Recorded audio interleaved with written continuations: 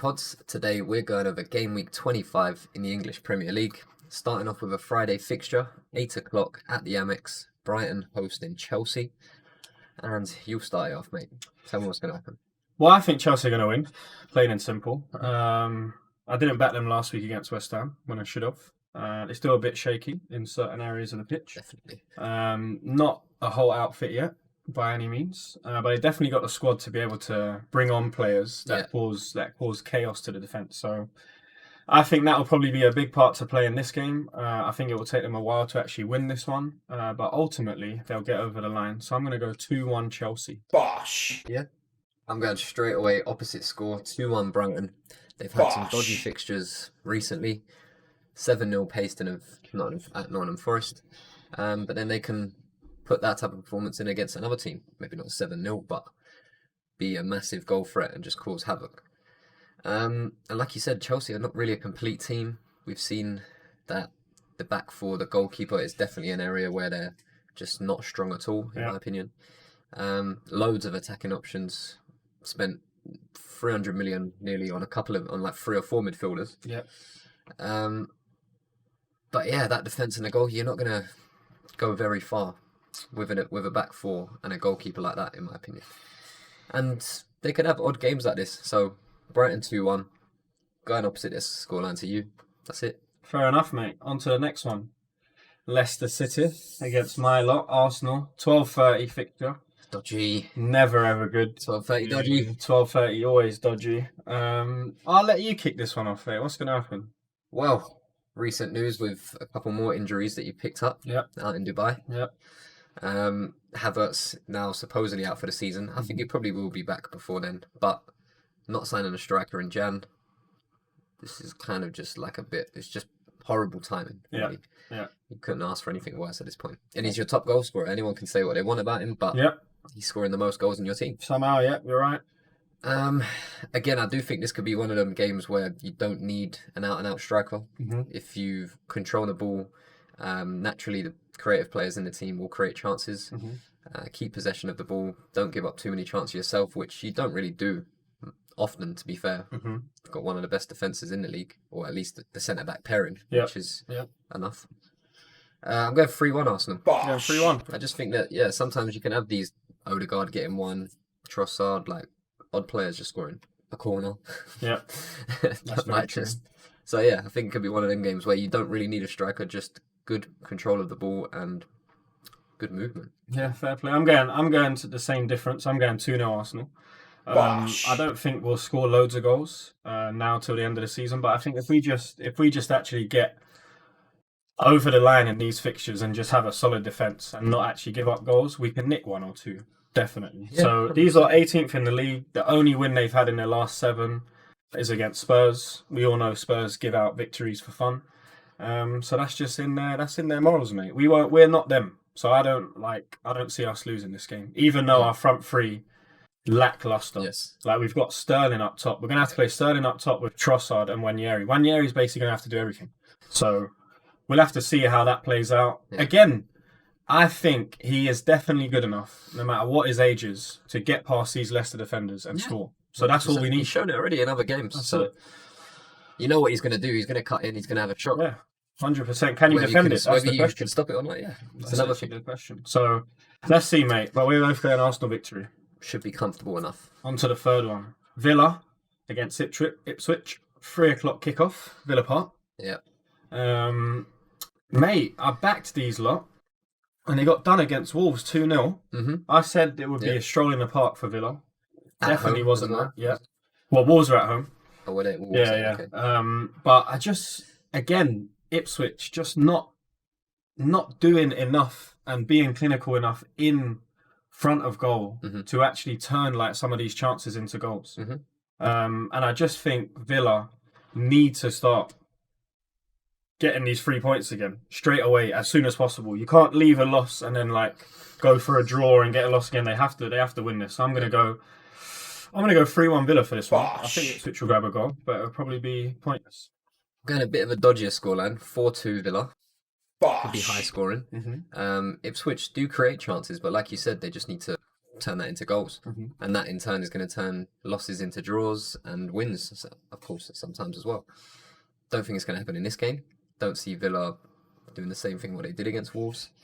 And they should be comfortably better than Ipswich.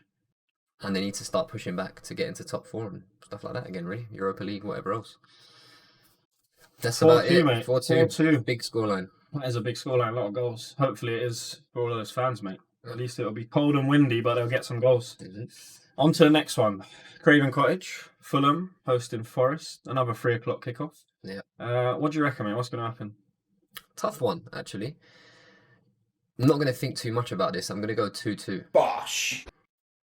Yeah, there's not a lot of detail I can go into about this game, honestly, but Forest, they've shown kind of up and down performances the last few games, but still consistent enough to be where they are, and deservedly so. Fulham kind of similar, up and down, so they're kind of mid-table. They deserve to be where they are. Yep. But they've caused a lot of the top teams problems. They caused us problems, yourselves. Yep. So this could be another one of them games. I think quality-wise as well, when you look at the team like for like, I don't think there's much difference between them, honestly. No, midfield, defense, they got good solid units, both of them, and they work together. When it does click, it like proper clicks. Like they both get the ball forward within 3 or 4 passes. Yeah, and then they score. Like they are, when they need to be, they are super clinical. Like it's just, can they be clinical on a consistent basis? And I'm actually backing Fulham here, mate. I'm going 2-1 Fulham at the Cottage. I think they'll do them. I think Forest are showing a few signs, like even that midweek fixture in the FA Cup we saw. Yes. It's not good enough to be drawing 2-2 and dragging someone like Morgan Gibbs-White into 120 minutes of football. Like these players play enough football already without the extra time. And that's like when you are actually tired. So you're more liable to get an injury or pick up a knock.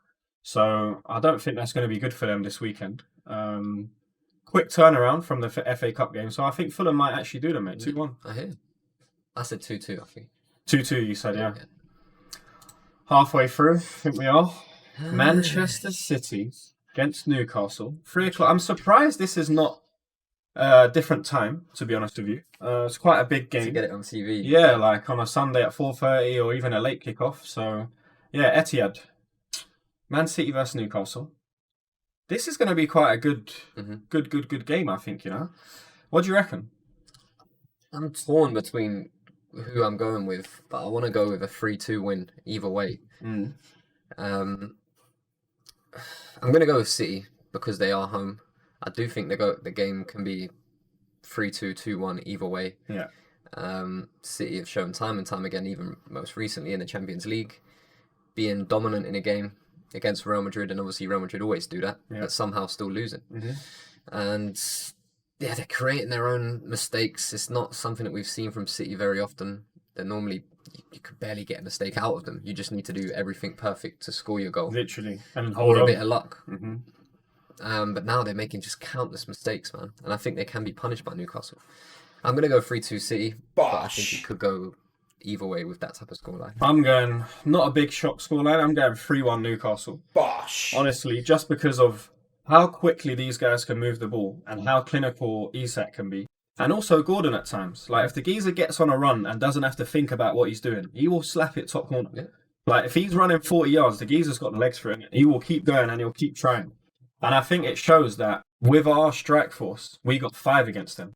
And these lot managed to keep us out and score against us. Yeah. And obviously, football's not played on paper, which is what Newcastle fans are hoping it is played on this weekend. Because by all means, they should beat City about 8-1 if we're going off this. If we're going off paper, of what the fact that we beat them 5-1 and they kicked us out, not even scoring a goal for 2 games, they should smash them. So I think Man City are going to struggle, mate, like to deal with this Newcastle highlight. But again, with the Newcastle team, it's about, are you going to have that bottle to do it against City as well? You had the bottle to do it against PSG in the Champions League. You had the bottle to do it against Arsenal.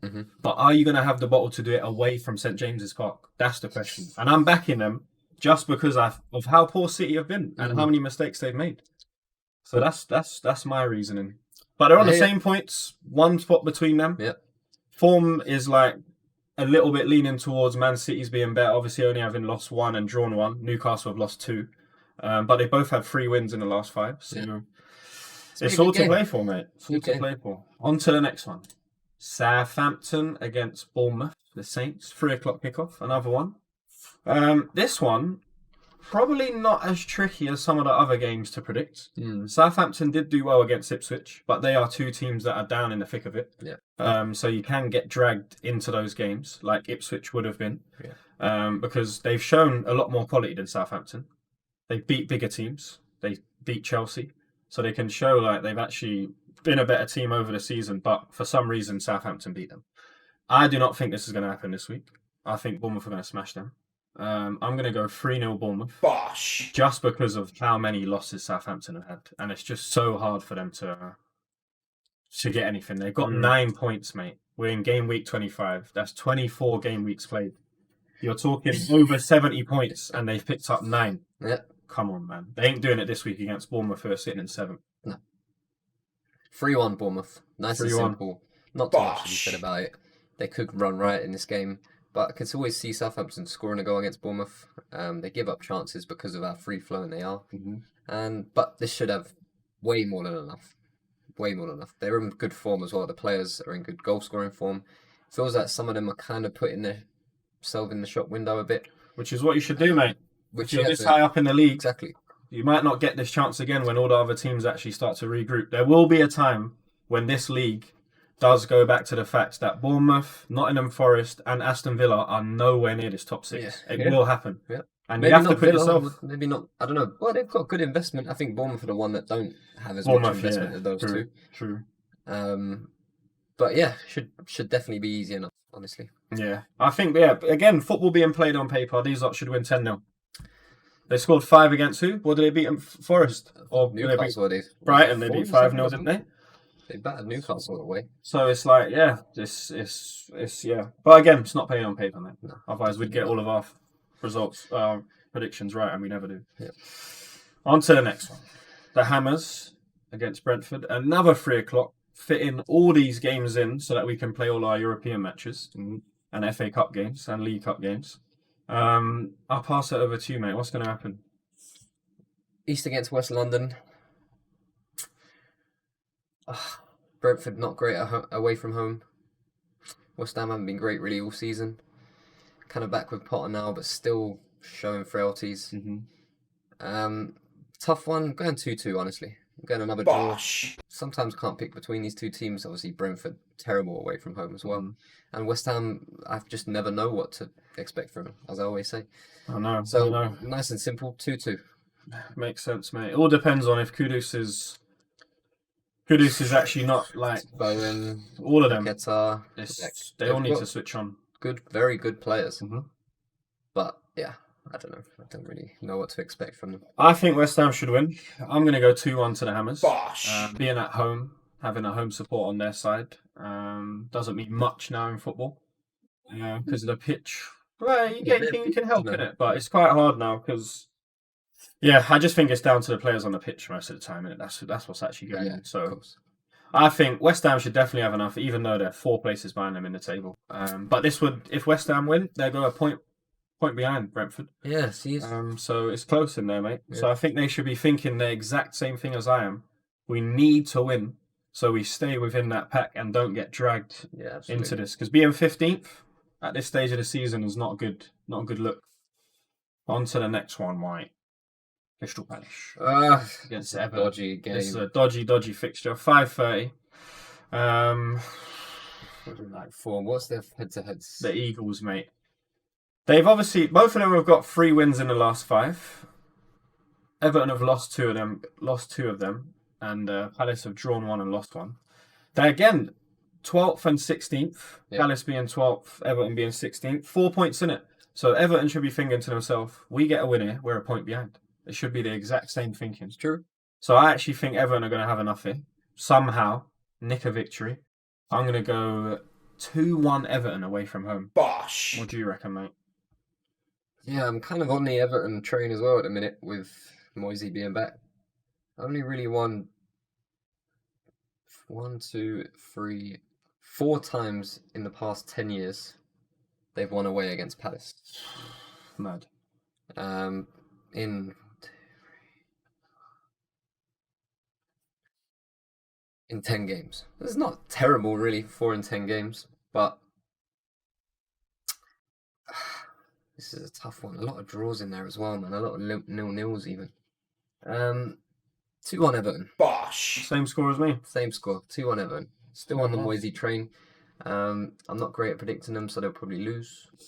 Even though I probably went against them every time that they've won recently. Probably. So yeah, I'll back them and they will draw or lose. There you go, mate. It'll be whatever you don't say. Yeah, pretty much. Makes sense. On to the penultimate game, mate. Liverpool against Wolves. 2:00 on the Sunday. Your mob at home. Mhm. When are they not? Yes. You know as well as I do. Every single week we see them at home. We'll just feel at home in every stadium. That's what it feels like to me. Just feel at home in every stadium, mate. I've predicted this season since the start, and it just feels like you've played way more home games than away games, and you haven't.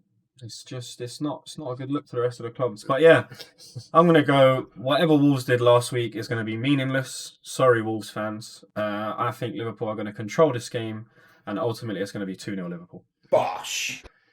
Same vibes. 3-0 though. Bosh. Bit more convincing. Hopefully a clean sheet. I can't remember the last time we actually had a clean sheet, to be honest. But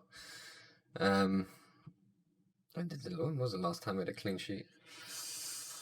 It's not looking good for all of Half away. Okay, yeah, the last Prem game. That's fair. But yeah, this needs to be a nice convincing win back at home. Hopefully, depending on the Everton score, we'll see what kind of mood they're in. But either way, that result should carry through to this one. If they don't perform well and don't get a good result, they need to turn it around immediately, and this is a good chance to. Mm-hmm. And if they do, then it's like sigh of relief. Go again. Keep that momentum going. Yeah. So either way, whatever happens, this is a brilliant game to get back on track. Yeah, I think both of us are playing teams that have been on losing streaks and then they've got one win like recently. Yeah. So we should be able to deal with both of these. Mm-hmm. On to the last game, mate. Massive fixture. 4:30 on the Sunday. This is why Newcastle and Man City didn't get this one. Because it's Tottenham against United, and this is jeopardy. I mean, I'm happy to watch the game because it's on TV, but they should just put Liverpool. Oh, but we're playing on Wednesday. Yeah, see, they got to fit around, mate. They know what they're doing. They know what they're doing somehow. They know what they're doing somehow. But yeah, 4:30, Tottenham Hotspur Stadium. I'll let you take this away. What's going to happen? Back in Man United, they prefer to play away from home than at home. The manager himself says that, which is incredibly worrying to hear, to be honest with you. Even as, well, I wouldn't say I'm even neutral. Nah, I'm not really a neutral fan when it comes to United. Nah. But it's just like, yeah, what do you mean you're nervous when you play at home and stuff like that? The home support should give you that extra boost. Yeah. Yeah. Tottenham concede goals like nobody's business. And I think this could be actually a good weekend for United, confidence builder wise, and maybe you might see. This would be the week. I think it could be a week where they say, "Oh, we're starting. Okay, maybe we're starting to see what Amarin's doing," and then next week they're back at home and lose or something. You know? So yeah, just the media loves to just go back and forth, and this could be a week where they're pro Amarim and all the fans are pro Amarim as well. So yeah, I'm going with 2-1 United because they always play close, but it could be a high-scoring game. Sure. Yeah, that's what I think. I was torn between 2-2 and 3-3. I'm going to stick with a Desmond. I like a Desmond more so here.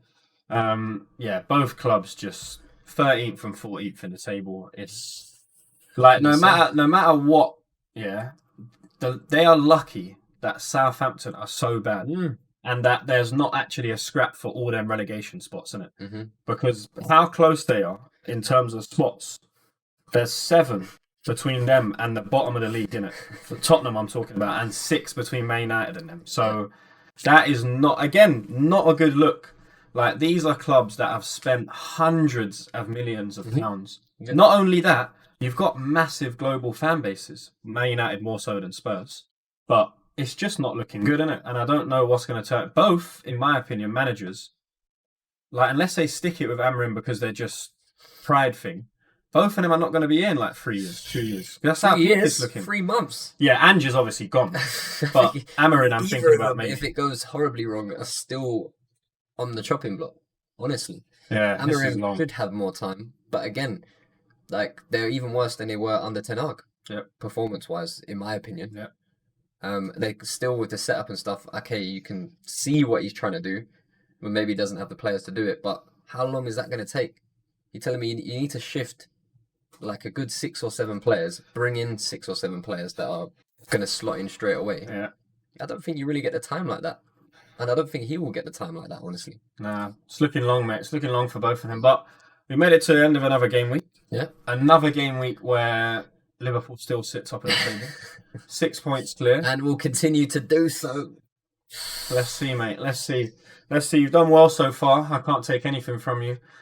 Slot's been absolutely brilliant. He's been left with a good team, but he's somehow made the players even better. Mm-hmm. So, yeah, and there's other clubs that just need to kick up their backside and actually start playing properly. Nottingham Forest, still in it for top 4.